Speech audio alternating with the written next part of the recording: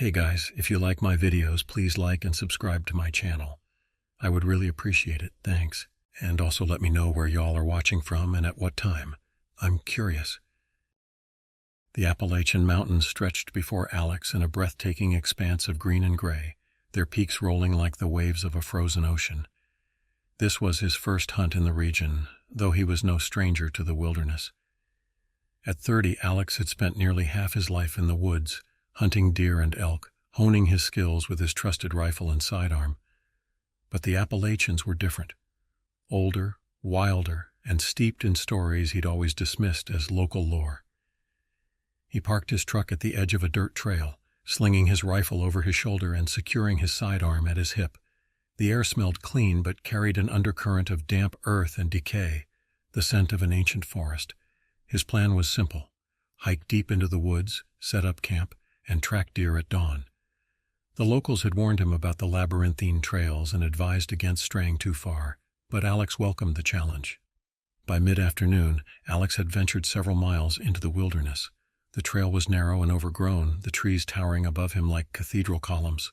The forest was alive with the sound of birds and rustling leaves, but something felt off. It wasn't the terrain. He'd hiked rougher trails before, but the forest's oppressive atmosphere. The deeper he ventured, the more the world seemed to close in around him, the trees pressing closer, their twisted branches forming jagged shadows. That's when he saw it, a face, faint and fleeting, etched into the bark of a massive oak tree. Alex stopped, blinking, his hand instinctively resting on the grip of his sidearm. The face was gone. He took a step closer, examining the bark. There was nothing but the natural grooves and knots of the wood. "Get a grip," he muttered to himself, shaking his head. But as he continued, more faces began to appear. They were never clear, always at the edge of his vision, subtle shifts in the bark that seemed to follow him. At first he dismissed it as a trick of the light, his mind playing games. Yet, as the sun began to dip lower, the faces seemed to grow more distinct, their expressions carved in silent anguish. He tried to distract himself by focusing on his surroundings. Carved into several trees were strange symbols, circles, lines, and intersecting patterns that resembled ancient runes. They weren't the kind of marks left by hunters or hikers. Some were deep gouges, others shallow scratches, but all of them radiated an air of malevolence. Alex stopped again, this time to make camp. The light was fading quickly, and he knew better than to navigate unfamiliar woods at night. He pitched his tent in a small clearing and lit a fire, the flickering flames casting long shadows on the surrounding trees. He couldn't shake the feeling that he was being watched.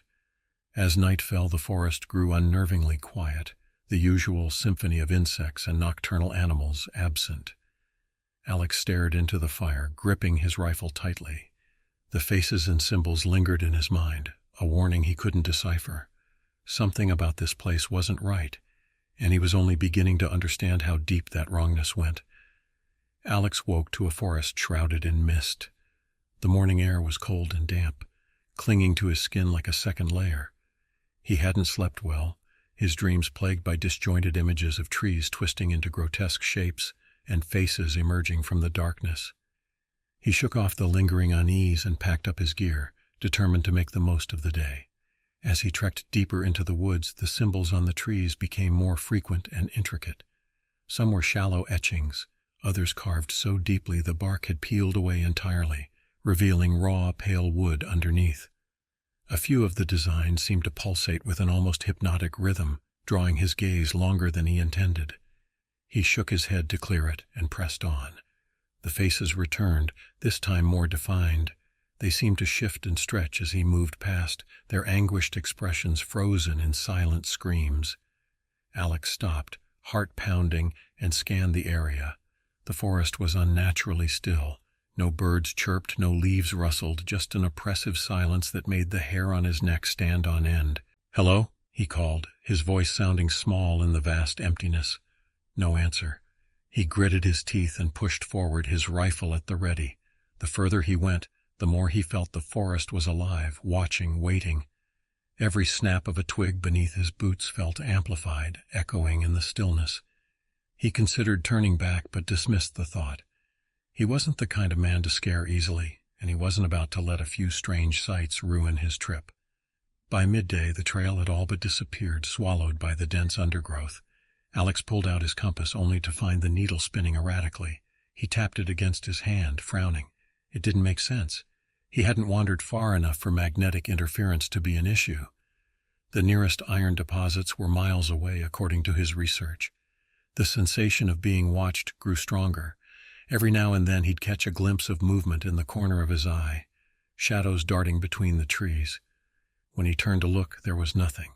He quickened his pace, his hand never straying far from his sidearm. Then he found it. A clearing. In its center stood a crude stone altar, its surface dark and stained with something he didn't want to identify. Around it were poles adorned with deer skulls, their hollow eyes staring at him. Some had antlers that branched impossibly wide, twisting like the gnarled limbs of the trees. Alex's stomach churned. This wasn't some old hunter's camp or a relic from settlers. It felt deliberate, recent. The ground around the altar was disturbed, as if a group of people had gathered here not long ago. He crouched to examine the tracks, barefoot, dozens of them, leading in all directions. The forest seemed to close in around him, the air growing heavier.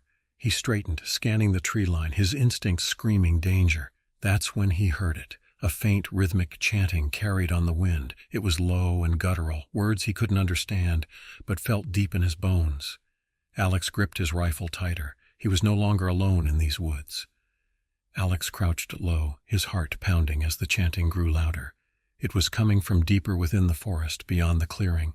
The rhythmic tones carried an unnatural weight, as if the very air vibrated with their sound. He debated his options. Every fiber of his being told him to leave, to retrace his steps and get out of the woods while he still could. But curiosity, tinged with a hunter's instinct for tracking, anchored him to the spot. He moved cautiously around the clearing, his boots silent against the mossy ground. His eyes scanned the forest, searching for movement, while his ears strained to pick up any sound beyond the chanting. The deer skulls mounted on poles seemed to follow him, their empty sockets filled with malice.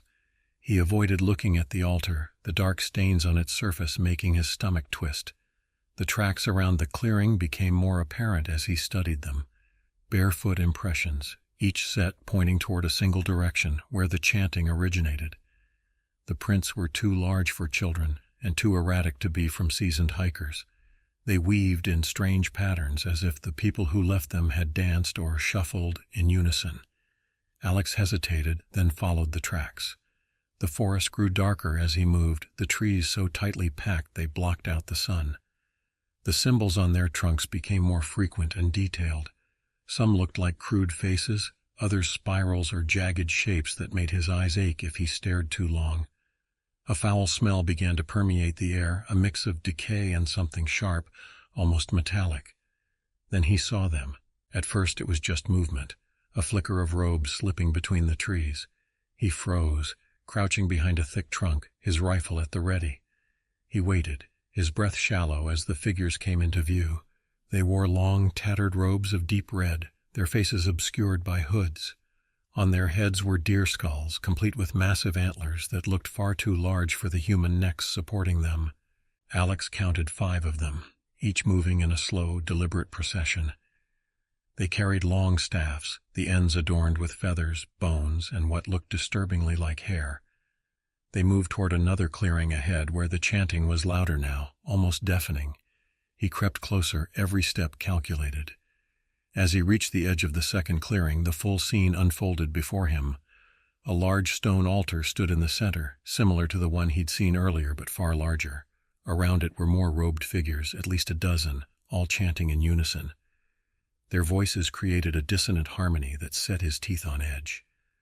At the altar's base, an intricate circle had been carved into the dirt, filled with the same strange symbols he'd seen on the trees. Within it, something writhed, a small, dark shape that Alex couldn't quite make out from his vantage point. He squinted, trying to get a clearer look, when a branch snapped beneath his boot. The chanting stopped. The robed figures turned as one, their skull-faced masks staring directly at him. Alex's blood ran cold. The forest around him fell silent, save for the sound of his own rapid breathing. Alex's instincts took over, and he ducked behind the nearest tree, gripping his rifle so tightly his knuckles ached. His heartbeat thundered in his ears, drowning out the oppressive silence that followed the snap of the branch.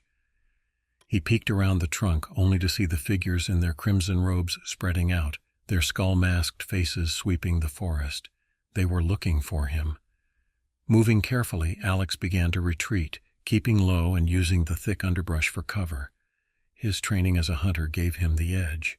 He knew how to move silently, even in terrain like this. But something about these people unsettled him. They didn't search like ordinary men. Their movements were methodical, almost synchronized, as though they were guided by a shared mind. A guttural sound split the air, a harsh, animalistic cry that reverberated through the woods. Alex froze, his stomach twisting. It wasn't human. He couldn't place the sound, but it seemed to come from everywhere at once, carried on the wind. His breath quickened as he glanced around, his fingers brushing the grip of his sidearm. The robed figures stopped, their heads tilting in unison toward the source of the cry. Then, without warning, they moved as one, turning and disappearing into the forest's shadows. Alex remained frozen, his eyes darting between the trees, his muscles tense and ready to fire. But the figures didn't return. Only after several long, agonizing minutes did he begin to breathe again. He didn't stop retreating until he was sure he'd put significant distance between himself and the altar. The forest felt different now, darker, more alive. Every shadow seemed to shift, every rustle of leaves a potential threat. He found a small rise in the terrain and climbed to its top, setting up a temporary camp where he could have a clearer view of his surroundings. Night fell quickly, and with it came a biting cold. Alex huddled near a small fire, his rifle within arm's reach. He tried to rationalize what he'd seen. Maybe it was some strange Appalachian ritual, a local tradition he didn't understand.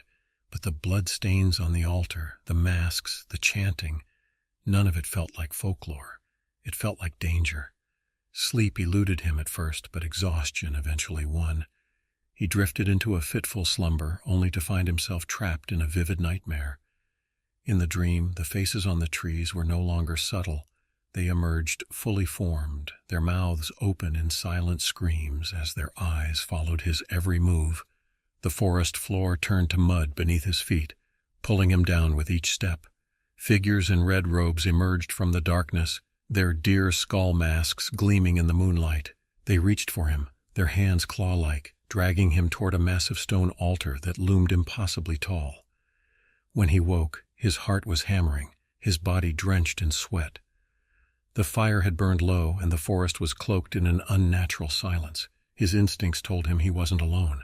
He grabbed his rifle and scanned the area, his pulse racing.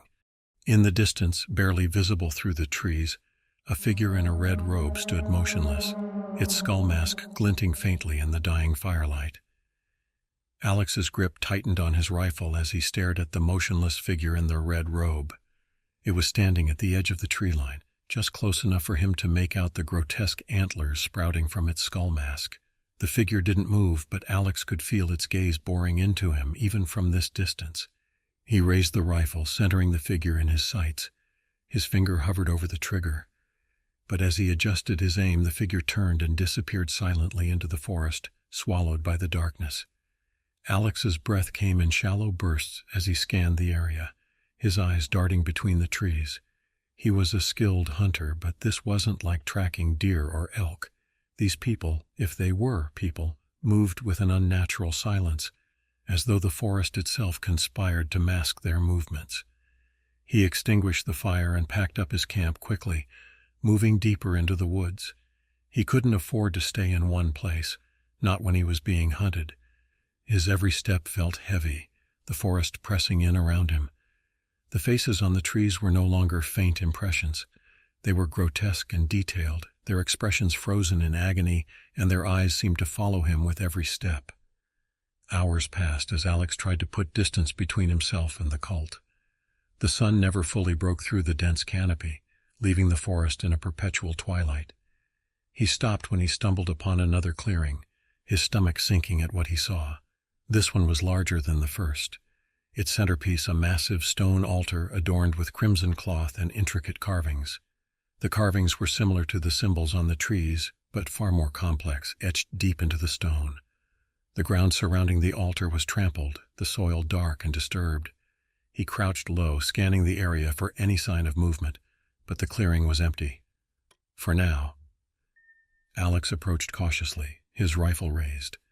He noticed small objects scattered near the altar, animal bones, charred remnants of what might have been candles, and crude wooden figurines carved into grotesque shapes. His stomach turned as he examined the area further.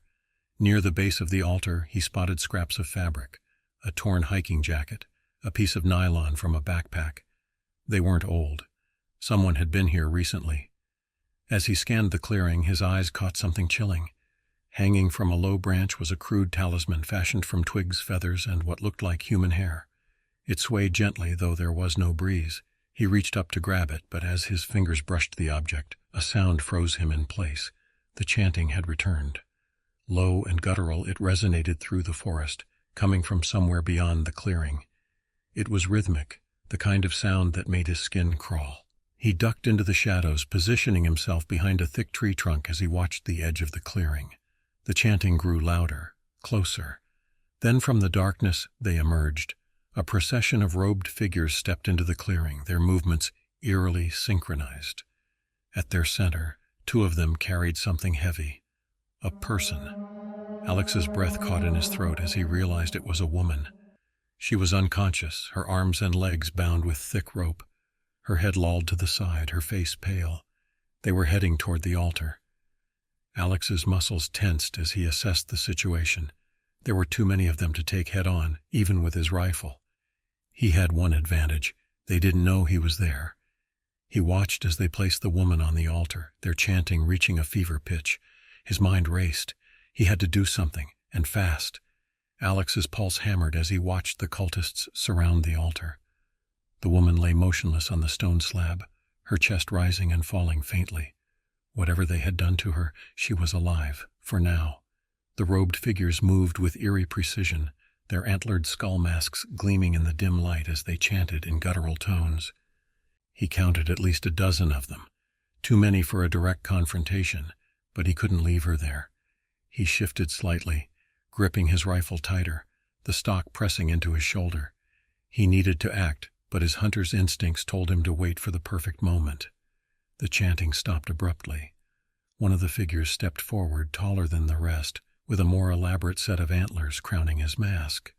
The leader. In his hands, he held a curved blade, its edge glinting ominously. The others knelt, lowering their heads in reverence as the leader approached the altar. He raised the blade high, and the air seemed to vibrate with unseen energy. "No time," Alex muttered under his breath. He steadied his aim, centering the rifle's sight on the leader's chest. Taking a deep breath, he squeezed the trigger. The crack of the gunshot shattered the oppressive silence, reverberating through the forest. The leader staggered, clutching his chest as he crumpled to the ground. For a moment, the clearing was frozen in shock. Then chaos erupted. The robed figures turned toward the tree line, their movements frantic as they searched for the source of the shot. Alex didn't hesitate. He fired again, dropping another cultist before slinging his rifle over his shoulder and drawing his sidearm. He dashed toward the altar, his boots pounding against the earth. The cultists moved to intercept him, but they were slow, their movements sluggish and uncoordinated compared to his. He dropped two more with precise shots, their bodies crumpling into the dirt. One lunged at him, swinging a staff adorned with bones and feathers. Alex sidestepped the blow and fired, the figure collapsing mid-swing. Reaching the altar, he holstered his sidearm and quickly untied the woman. Her eyes fluttered open, hazy with confusion. "Can you stand?" he asked, his voice urgent. I think so," she stammered, her voice weak. He helped her to her feet, supporting her weight as she swayed unsteadily. The remaining cultists regrouped, their guttural chants rising once more. This time the sound was sharper, more aggressive. Alex glanced back and saw them advancing, their movements quicker now, more determined. "Move!" he barked, pulling the woman toward the tree line. The two of them plunged into the forest. Alex's rifle slung over his shoulder, his sidearm ready in his hand. The cultists gave chase. their chants echoing through the trees like a war cry. The woman stumbled and Alex caught her, practically dragging her forward. "You need to keep up," he urged. "We can't stop." "I'm trying," she panted, her voice strained.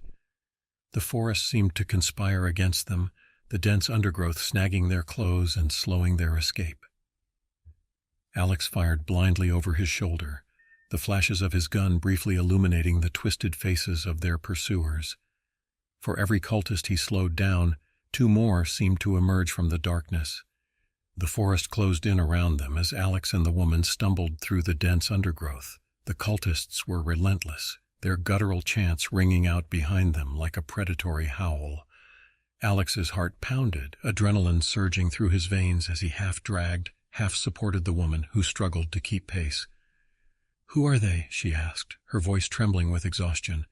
"I don't know," Alex replied through gritted teeth, "but they're not going to stop."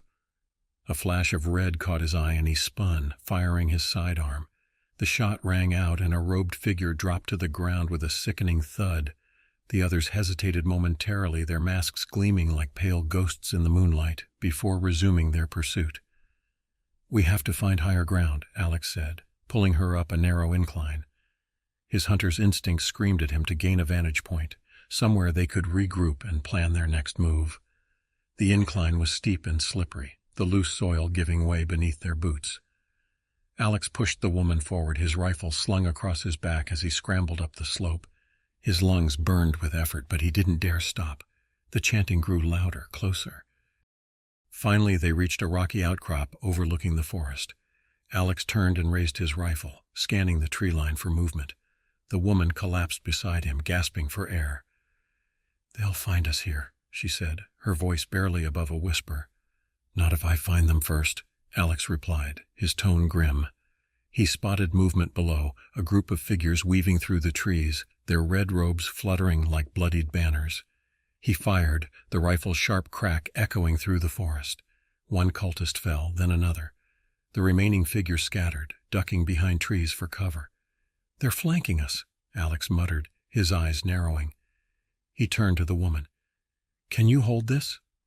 He handed her his sidearm, and she hesitated before taking it. "Point and shoot," he said, "only if they get close." She nodded, her hands trembling as she gripped the weapon. Alex focused on the figures below, his hunter's precision taking over. He picked off another cultist, but there were too many, and they moved with an unnatural fluidity, closing the distance with alarming speed. "They're coming!" the woman shouted, pointing toward the slope.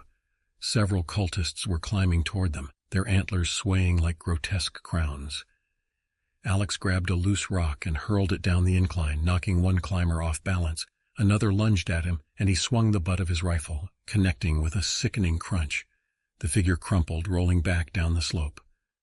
"We can't stay here," Alex said, pulling the woman to her feet. "We need to keep moving." They scrambled down the opposite side of the outcrop, their descent perilous but necessary. The cultists followed, their chants now a chaotic cacophony that seemed to reverberate through the very ground. The forest grew darker and denser, the trees so tightly packed they formed a nearly impenetrable wall. Alex pushed forward, his every muscle screaming in protest. He had no plan, only the primal drive to survive. Finally, they emerged into another clearing, this one eerily silent. In the center stood a crude wooden structure, half collapsed and overgrown with moss. Alex's eyes darted around, searching for signs of more cultists, but the area seemed abandoned. "We'll rest here," he said, his voice ragged. "Just for a moment." The woman nodded, sinking to the ground. Alex positioned himself near the edge of the clearing, his rifle ready. The silence was unnerving, but for now, it was their only reprieve. Alex scanned the edge of the clearing, his rifle steady, his eyes sweeping every shadow and movement. The cultists weren't far behind. He could feel it in the oppressive stillness that settled over the forest. Behind him, the woman sat slumped against the wooden structure, her breaths coming in short, ragged gasps. "We can't stay here long," Alex said, his voice low but firm. "If they catch up, we're out of options." "Who are these people?" she asked again, her voice tinged with fear. "Why are they doing this?" "I don't know," Alex replied, "but I know they're not going to stop." As if in response, the guttural chanting resumed in the distance, faint at first but growing louder. The sound sent a chill through Alex's body. It was rhythmic, primal, almost as if the forest itself were alive and joining in the pursuit. "They're coming," he muttered, rising to his feet. The woman struggled to stand, leaning heavily on him as they prepared to move. Alex led her toward the tree line, his mind racing. He needed to find a defensible position, somewhere they could hold their ground if necessary. But the forest was working against him. Its density and darkness made every step treacherous. The chanting grew louder, closer. Alex turned back and saw the first of the cultists emerging from the trees, their red robes stark against the shadowy backdrop.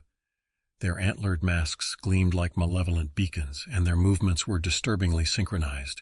"Run," Alex said, his voice sharp. They sprinted into the forest, the woman stumbling but keeping pace. Alex fired a shot over his shoulder, the muzzle flash illuminating the twisted faces of their pursuers. A cultist fell, but the others didn't slow. They moved with an unnatural determination, their chants filling the air like a hunting horn. The terrain grew steeper, the ground littered with roots and loose rocks. Alex's boots slipped as he helped the woman climb, their progress slow and arduous. Behind them, the cultists closed in, their chants now a frenzied cacophony. Alex reached the top of a ridge and turned, firing 2 more shots. Another cultist dropped, but the remaining figures were unfazed, their movements relentless. He spotted a narrow ravine ahead and motioned for the woman to follow. "Down here," he called, sliding down the rocky incline. They reached the bottom of the ravine where a shallow stream trickled over smooth stones. The rushing water provided some cover, masking the sound of their movements. Alex guided the woman along the stream, the icy water soaking their boots. "Are they still behind us?" she asked, her voice trembling. Alex glanced back, his rifle at the ready. The cultists weren't visible, but the chanting continued, echoing through the ravine like a predator's growl. He nodded grimly. "They're not giving up." The stream led them to a narrow cave entrance, partially obscured by hanging vines. Alex pushed the foliage aside, revealing a dark tunnel that sloped downward. It wasn't ideal, but it was shelter. "In here," he said, motioning for her to enter. The woman hesitated, staring into the darkness. "Are you sure? We don't have a choice." She nodded and ducked inside, Alex following close behind. He crouched at the entrance, his rifle aimed at the ravine. The chanting grew fainter, but it didn't stop. He knew they wouldn't be safe for long. Inside the cave, the air was damp and cold. Alex lit a small flashlight, its beam cutting through the gloom. The tunnel stretched deeper into the earth, its walls jagged and uneven. "This should buy us some time," he said, his voice low. "But we can't stay here forever." The woman sank to the ground, her hands trembling. Alex stayed at the entrance, listening. The cultists' chants echoed faintly, a reminder that the hunt wasn't over. The cave was deathly silent except for the faint drip of water echoing from somewhere deep within. Alex kept his rifle trained on the entrance, his finger hovering just above the trigger. The woman sat with her back against the rough stone wall, her breathing shallow but steady. The faint glow of Alex's flashlight cast long shadows, making the space feel more claustrophobic. "They won't stop," the woman whispered, her voice trembling. "Will they?" Alex shook his head. "Not until we're out of these woods." They waited, listening to the muffled chanting that ebbed and flowed outside. It felt distant now, but Alex knew better than to relax. He motioned for her to stand, handing her the flashlight. "We're moving," he said. "Stay close and keep quiet."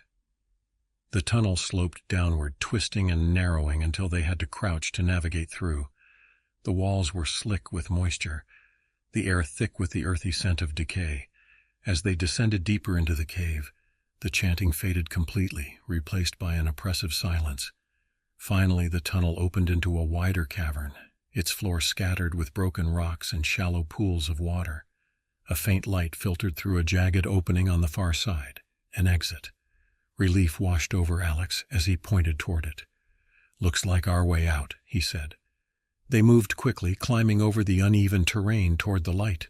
The fresh air was a welcome change from the cave's stale atmosphere. Alex pushed through the opening first, stepping into a narrow valley surrounded by towering cliffs. The forest loomed ahead, dense and uninviting, but he recognized a faint trail cutting through the undergrowth. "This leads somewhere," he said, helping the woman out of the cave. "We follow it until we find help." They moved cautiously, every sound in the forest amplified in the heavy silence. Alex's senses were on high alert, his rifle at the ready. The trail was overgrown but discernible, winding through the trees and gradually sloping upward.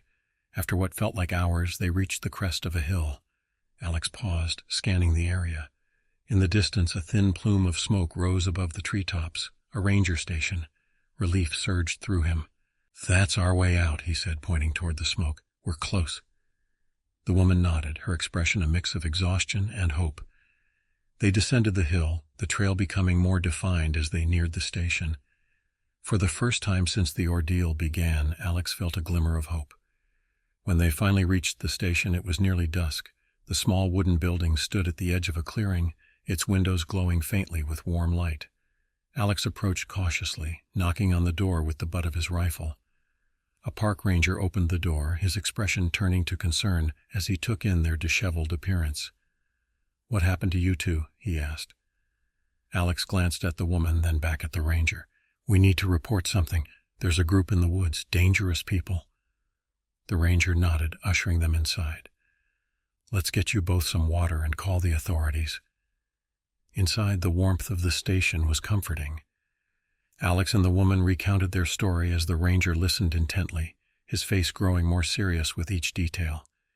He radioed for backup, assuring them help was on the way. For the first time in hours, Alex allowed himself to relax. They were safe. At least he thought they were. The ranger station was a haven of normalcy compared to the horrors Alex and the woman had just endured. Warm light spilled from the ceiling lamp, illuminating the wooden walls adorned with maps and safety guidelines. Alex sat stiffly in a chair, his rifle resting against the table, while the woman sipped from a steaming mug of tea. The ranger hovered nearby, jotting notes as they recounted their ordeal. "You're saying there's a group of people out there wearing robes and antlers?" the ranger asked, his brow furrowed. "Performing some kind of ritual?" "Yes," Alex said firmly. "They were armed, organized, and dangerous. They were going to kill her." He nodded toward the woman, who clutched the mug with trembling hands. The ranger hesitated, his pen hovering above his notepad. "I've heard stories about strange things in these woods, but this—" he shook his head. "I'll radio this in and get a search team out there. We'll find them." Alex exhaled, tension he hadn't realized he was holding finally easing. He leaned back in his chair, exhaustion settling over him like a heavy blanket.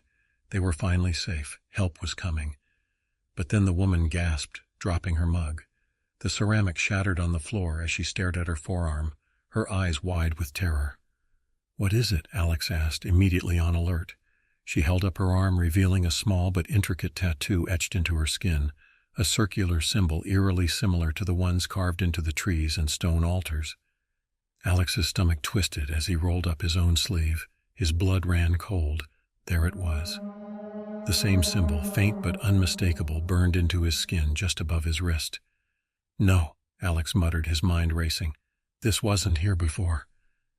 The woman's breathing grew rapid, panic overtaking her. "What does it mean? What did they do to us?" The ranger stepped closer, his face a mask of confusion. "Are you saying these markings just appeared?" Alex nodded, his jaw tight. His instincts, honed over years of survival, screamed that this was no coincidence. The cult had marked them, though he didn't know how or why.